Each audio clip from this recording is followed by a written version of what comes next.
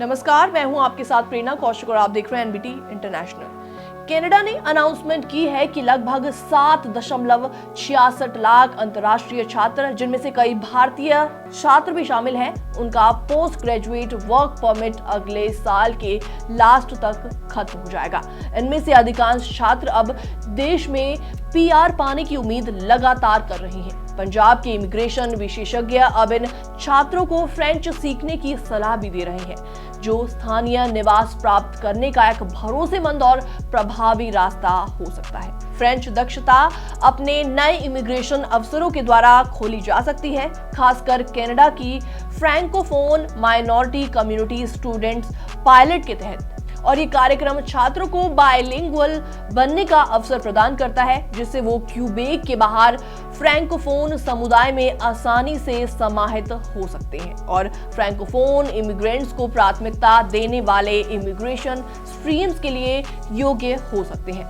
और ऐसे में इमिग्रेशन विशेषज्ञों का कहना है कि पीजीडब्ल्यूपी समाप्त होने के बाद अवैध रूप से कनाडा में ठहरने के बजाय छात्रों को अच्छे एकेडमिक रिकॉर्ड्स के साथ हर रास्ते को अपनाना चाहिए। तो आइए जानते हैं कि कैसे फ्रेंच सीखना या बायलिंगुअल होना छात्रों को पीआर प्राप्त करने में मदद कर सकता है।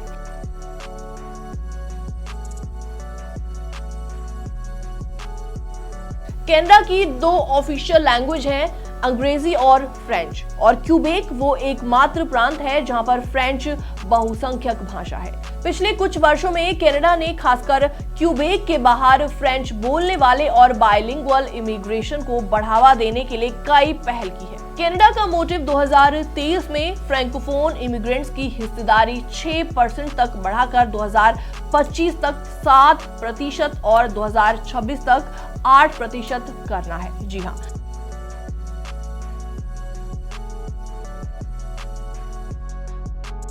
जालंधर स्थित अध्ययन सलाहकार तीरथ सिंह का कहना है कि कनाडा इस प्रकार के अवसर को प्रदान कर रहा है और छात्रों को इन्हें गंभीरता से लेना चाहिए। फ्रेंच सीखने से सीधे पीआर प्राप्त करने का मार्ग खुल जाएगा और ये छात्रों के लिए प्राथमिकता होना चाहिए। जी हाँ, और इसी के साथ उन्होंने फ्रैंकोफोन कम्युनिटी इनिशिएटिव के विस्तार का उल्लेख किया, जिसमें अब क्यूबेक के बाहर कई फ्रैंकोफोन समुदाय को भी शामिल किया गया है, जैसे प्रिंस एडवर्ड आइलैंड का एवांजेलिस क्षेत्र, नोवा स्कॉटिया का क्लेयर, अल्बर्टा का कालेगरी और ब्रिटिश कोलंबिया का प्रिंस जॉर्ज और अन्य शामिल हैं।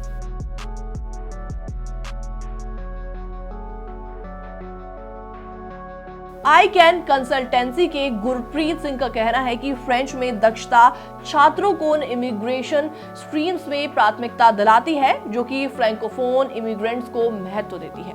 जिन छात्रों ने फ्रेंच सीखी है वो फ्रैंकोफोन माइनॉरिटी समुदाय में बस सकते हैं और ये पीआर प्राप्त करने का सीधा रास्ता भी बन सकता है। उन्होंने कहा कि साथ ही साथ कनाडा की इमिग्रेशन प्रणालियां जैसे कि एक्सप्रेस एंट्री फ्रेंच भाषा कौशल रखने वाले उम्मीदवारों को अतिरिक्त अंक देती है, जिससे इन छात्रों को अन्य उम्मीदवारों के मुकाबले बढ़त भी मिलती है।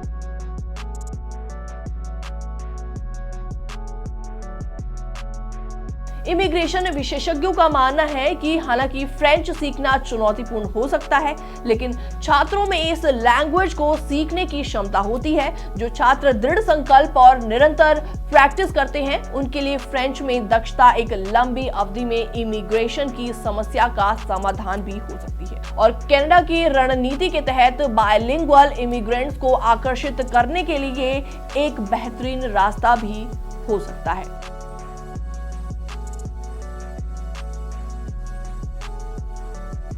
विशेषज्ञों के अनुसार कनाडा में कई नौकरी के ऐसे अवसर हैं जिनमें फ्रेंच दक्षता अनिवार्य है। हालांकि इन पदों पर योग्य उम्मीदवारों की कमी है और जिसके कारण कनाडा अपने फ्रैंकोफोन इमिग्रेशन लक्ष्य को भी बढ़ा रही है। ऐसे में ये भी खास बात है कि जिन लोगों को फ्रेंच आती है उन लोगों को कंपैरेटिवली ज्यादा अपॉर्चुनिटीज भी मिलेगी। इसके अलावा इमिग्रेशन कार्यक्रमों में भी उन्हें प्राथमिकता दी जाएगी।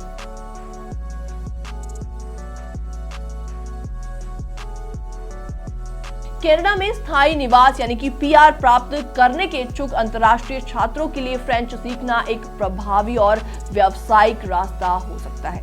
ये न केवल उन्हें कनाडा में इमिग्रेशन कार्यक्रमों में मदद करेगा, बल्कि बाइलिंगुअल कौशल उन्हें रोजगार के बेहतर अवसर भी प्रदान कर सकता है। फिलहाल इस पूरी खबर पर आपका क्या रिएक्शन है? आप भी हमें जल्दी से कमेंट सेक्शन में कमेंट करके जरूर बताएं। बाकी वर्ल्ड से जुड़ी छोटी और बड़ी खबरें देखने के लिए जरूर सब्सक्राइब करें एनबीटी इंटरनेशनल।